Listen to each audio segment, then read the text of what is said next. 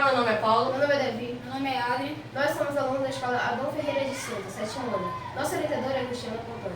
Bem, o nome do nosso projeto é PDR 2.0, Carrinho Reciclável para Reflorestamento e Prevenção de Incêndio. Bem, a problemática que nós andamos enfrentando ultimamente são o desmatamento e também agregado aos incêndios, causando uma grande devastação ambiental.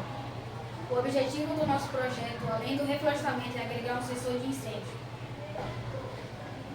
Nós fizemos a pesquisa bibliográfica e o teste do sensor e o teste prático.